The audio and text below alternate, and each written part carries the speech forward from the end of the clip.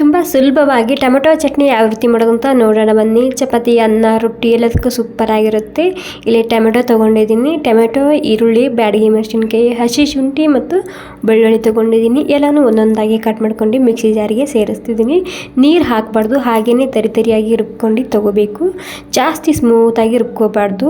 ಜೀರಿಗೆ ಮತ್ತು ರುಚಿಗೆ ತಕ್ಕಷ್ಟು ಉಪ್ಪು ಹಾಕ್ಕೊಂಡಿನಿ. ಇವಾಗ ಎಲ್ಲ ಸೇರಿಸಿ ತರಿಯಾಗಿ ರುಬ್ಕೊಂಡು ತೊಗೊಂಡಿದ್ದೀನಿ. ಎಣ್ಣೆ ಬಿಸಿ ಆದಮೇಲೆ ಜೀರಿಗೆ, ಸಾಸಿವೆ, ಬೆಳ್ಳುಳ್ಳಿ, ಸಾಸಿವೆ ಸಿಡಿಬೇಕು, ಬೆಳ್ಳುಳ್ಳಿ ಒಂದು ಸ್ವಲ್ಪ ಕೆಂಪಾಗಬೇಕು. ಇವಾಗ ಕೆಂಪಾದ್ಮೇಲೆ ಇದಕ್ಕೆ ಒಂದು ಅರ್ಧ ಚಮಚ ಉದ್ದಿನಬೇಳೆ ಹಾಕ್ಕೊಂಡಿನಿ. ಇವಾಗ ಕರಿಬೇವಿನ ಸೊಪ್ಪು ಹಸಿ ವಾಸನೆ ಹೋಗೋ ತನಕ ಹುರ್ಕೊಂಡಾದ್ಮೇಲೆ ಇವಾಗ ನಾವು ಮಾಡಿದಂತಹ ಈ ಟೊಮೆಟೊ ಪೇಸ್ಟ್ ಹಾಕ್ಕೊತ ಇದ್ದೀನಿ. ಅದಕ್ಕಿಂತ ಮೊದಲು ಸ್ವಲ್ಪ ಕೊತ್ತಂಬರಿ ಸೊಪ್ಪು ಕೂಡ ನಾನು ಇಲ್ಲಿ ಹಾಕ್ಕೊಂಡಿದ್ದ.